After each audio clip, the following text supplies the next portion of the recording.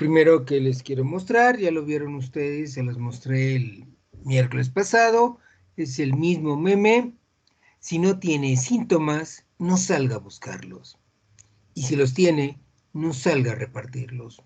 Deben saber que Iztapalapa en rigor, en sentido estricto, está en el foco, en luz roja del semáforo. Hay muchos contagiados porque mucha gente sale precisamente sin ton y son a buscar contagiarse. Se creen supermanes y el problema es de que de nuevo estamos comenzando, se están llenando los hospitales. Acabo de ir al plantel, el hospital del IMSS que queda a la vuelta en la misma manzana de la escuela está saturado, no hay camas. En otro más adelante también está saturado porque la gente sale a repartir sus síntomas. En realidad, si ustedes o cualquiera de los que conozcan personas tienen síntomas de resfriado, se tienen que quedar en casa para evitar repartir los virus.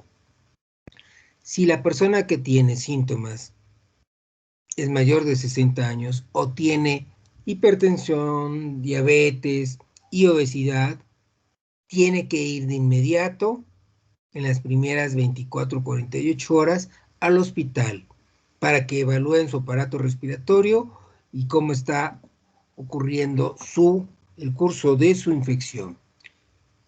Los médicos ya saben suficiente como para notar los signos que indican que se puede agravar.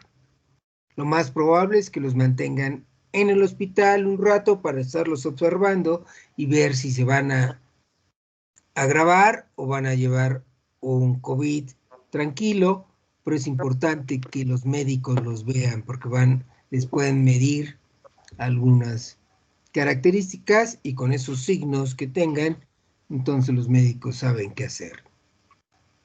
Pero es urgente que ocurra así para evitar que mucha gente muera, porque si llegan tarde, debido a que los pulmones dejan de funcionar, no meten suficiente oxígeno al cuerpo, todas las células necesitan oxígeno, como lo vieron en Biología 1, para fabricar su energía, para fabricar ATP y funcionar.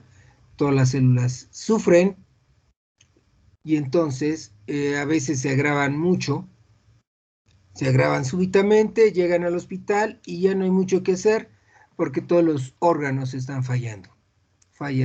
Se llama falla multiorgánica y se mueren. Entonces, por favor, eso. Les encargo.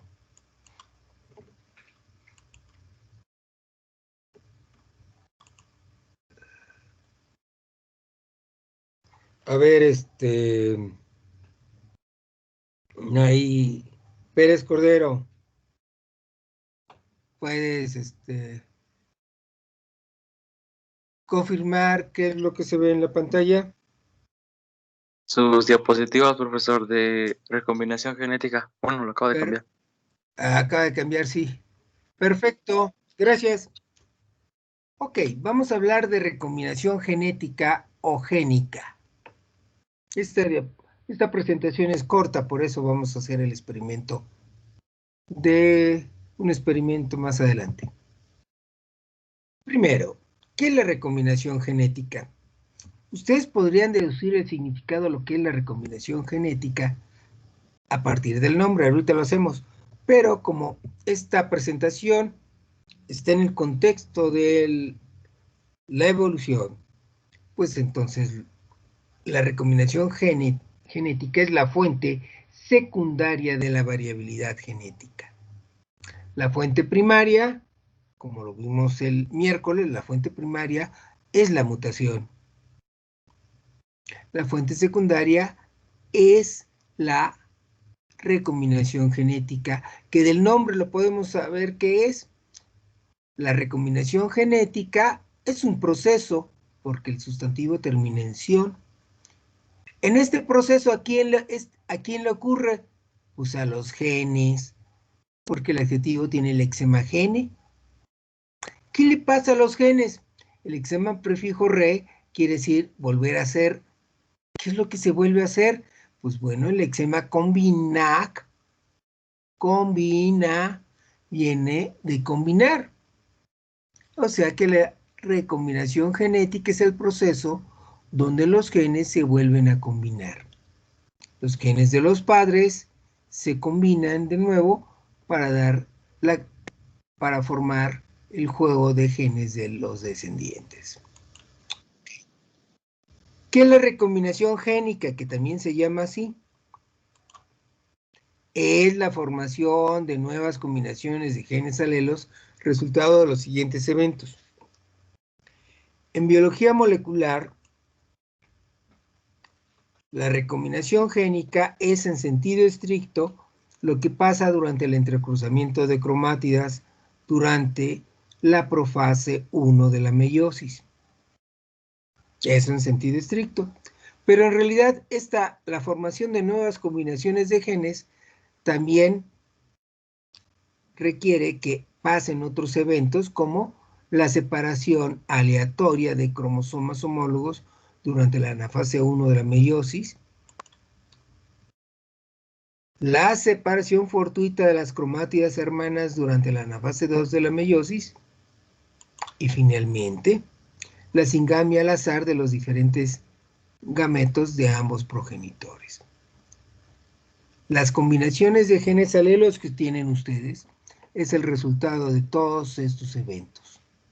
Y en cada evento ocurrió una posibilidad de millones y millones de posibilidades, de opciones de que la realidad pasase.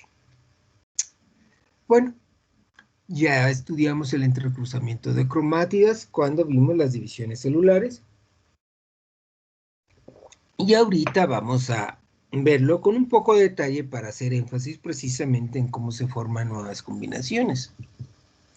Primero, por supuesto, partimos de los cromosomas homólogos.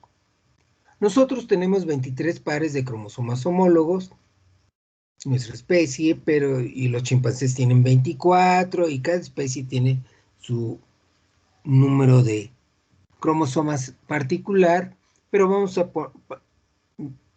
mostrar esto con solo un par de cromosomas homólogos. Por supuesto, cada cromosoma homólogo están ubicados sus genes, cientos a miles de genes, y la ubicación de los genes en los cromosomas se llama locus, y como hay varias ubicaciones, se les llama loci. Entonces aquí, con las letras, estamos marcando las ubicaciones de los genes, y lo estamos denominando con las letras del alfabeto. Claro, lo primero que ocurre antes de iniciar la meiosis es la replicación. Y el punto es que los cromosomas homólogos dejan de ser cromosomas, bueno, siguen siendo cromosomas homólogos, pero como la replicación es el proceso donde se copia la información genética, pues entonces los cromosomas, después de la replicación, quedan cromosomas duplicados. El primer cromosoma, digamos de su mamá, queda duplicado, y el segundo cromosoma, el de su papá, también queda duplicado. Es decir, cada cromosoma, después de la replicación, está formado de dos cromátidas hermanas, unidas por el centrómero, que tienen exactamente la misma combinación de genes. Son cromátidas hermanas idénticas entre sí. ¿De acuerdo? Continuemos con el entrecruzamiento. Hay un primer barajeo de los genes durante el entrecruzamiento de cromátidas. Aquí tenemos entonces precisamente ya los cromosomas homólogos duplicados, los que dejamos en la diapositiva anterior, y claro, el entrecruzamiento es un proceso molecular en el cual en algún sitio de las cromátidas, que puede variar, es un poco las reglas por las cuales donde ocurre el entrecruzamiento no se conocen bien, pero puede pasar en cualquier lugar, pero pasa en el mismo lugar, digamos, entre la cromátida 1 y la cromátida 4, porque hay reconocimiento de las secuencias de ADN. Y claro, el entrecruzamiento puede ser entre la cromátida 1, cromátida 4 en este lugar, como en cualquier otro, y también, digamos, puede haber otro entrecruzamiento entre la cromátida 2 y la cromátida 3, digamos, en este sitio, que puede ser con cualquier otro. Y claro, como las células madre de sus gametos son millones y millones, pues hay estos entrecruzamientos ocurren en distintas posiciones en cada célula madre de los gametos. Cuando ocurre el entrecruzamiento, las cromátidas intercambian segmentos, la 1 con la 4, la 2 con la 3, y entonces lo que tenemos es que lo que tenemos son los cromosomas entrecruzados. Las 4 cromátidas antes eran iguales a pares, ahora son todas diferentes.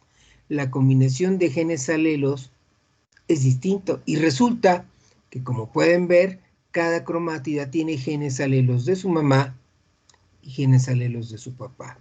En promedio, cuando hablamos de los 20,000 genes de nuestro cuerpo, de nuestro genoma, en promedio la mitad de los genes alelos que ustedes van a dar a sus descendientes es de su papá y la otra mitad de su mamá. Y bueno, esto ocurre en profase 1, luego anafase 1, metafase 1 y sigue anafase 1. En anafase 1 de la meiosis, como su nombre lo dice, es la fase donde se separan. Ana significa separar. ¿Quiénes se separan en anafase 1? Las cromátidas hermanas, que como recordarán cuando estudiamos la meiosis, quedan adheridas por los quiasmas, que no dibujo aquí por cuestiones de claridad. El chiste es que el par de cromosomas homólogos, de cada par de cromosomas homólogos, ¿qué pasa? En anafase 1, los cromosomas homólogos de cada par se separan al azar, moviéndose de cada par, uno al norte y el otro al sur, formando distintas combinaciones con los demás pares de cromosomas. Esta es una posibilidad, lo que estoy señalando con las flechas azules, pero también puede ocurrir de la otra forma. Y eso ocurre en cada par de cromosomas homólogos de los 23 que tenemos en nuestras células. Terminamos meiosis 1 y pasamos a meiosis 2. Ya tenemos dos células aquí marcando estas líneas punteadas. Estoy marcando que aquí tengo una célula, una segunda célula, derivadas de la división, de la primera división de la meiosis. Entonces, en anafase 2, ¿qué es lo que ocurre? Se separan, como dice el Exemana. Se separan. ¿Quiénes se separan en la fase 2? Las cromátidas. Se rompe, se disgrega el centrómero, entonces cinetocoros jalan, los microtúbulos del uso acromático jalan cada cromátida. ¿A dónde? Cada cromosoma se separa también fortuitamente. Una cromátida se va al oeste y otra al este, dando origen a distintas combinaciones de cromosomas del juego haploide. ¿Sí? Entonces ya llevamos un tercer barajeo. Y claro, después de anafase 1, perdón, de anafase 2, sigue telofase 2, la citocinesis, y cada una de las 4 cromátidas que habíamos mostrado aquí queda en diferente gameto. Pero claro, no es lo mismo en las hembras que en los machos. En ustedes, chicas, tienen ustedes 250,000 óvulos en sus ovarios y solo uno de un grupo de 3 o 4 folículos que son activados al inicio del ciclo menstrual es ovulado. Entonces, solo uno de 250,000. Puede ser este, o puede ser esto otro, o puede ser uno de los cientos de miles de óvulos que tienen ustedes en sus ovarios. En el caso de los varones, de los machos, un chico de ustedes, de su edad, en una eyaculación puede tener tranquilamente el número que está aquí, que es 300 millones de espermatozoides, y cada espermatozoide de todos esos 300 millones tiene una diferente combinación de genes, alelos. Entonces, aquí en la singamia hay un cuarto barajeo, porque resulta que solo uno de los 250,000 óvulos es el que va a participar en la singamia. Y solo uno de los 300 millones de espermatozoides eyaculados va a ser el que va a fecundar al óvulo. Digamos digamos, ¿cuál será? Digamos que es este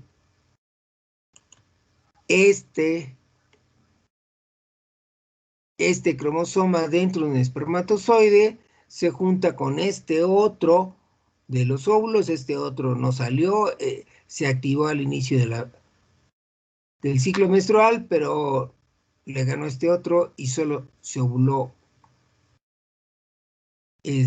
la célula que contiene este cromátida, este cromosoma, que noten, tienen distintas combinaciones de genes. El resultado de todo esto es una nueva combinación de genes alelos. Antes, digamos, uno de ustedes tenía esa combinación de genes, y cuando se formó el fettuccine, el cigotine, diría yo, de su descendiente, en su hijo, en su hija, se formó esta otra combinación de genes, pero esta nueva combinación de genes que proviene de todos los 4 eventos que hemos mencionado, es solo una opción de trillones posibles. Y claro, ¿cómo es su conjunto de genes alelos? Porque eso también pasó cuando ustedes empezaron a formarse. Cuando ustedes eran cigotos, ¿cómo es su conjunto de genes alelos y cómo es ahora? Su genoma es único e irrepetible. No hay, en todas las generaciones previas de seres humanos, de Homo sapiens, no hubo nunca otro Homo sapiens que tuviera la misma combinación de genes que tienen ustedes. No habrá, si nuestra especie no se extingue muy pronto, pues habrá más seres humanos en el universo, pero ninguno de ellos, va a tener el mismo genoma. El suyo es único e irrepetible. ¿Qué tienen que hacer? Hacerlo valer. Ojalá y estén ya sacando 10. No, 10 no. Ahorita les toca sacar 7.5 de examen Socrative, porque ya estamos en ese porcentaje de avance en los contenidos del curso. Entonces deben de estar sacando 6, 7.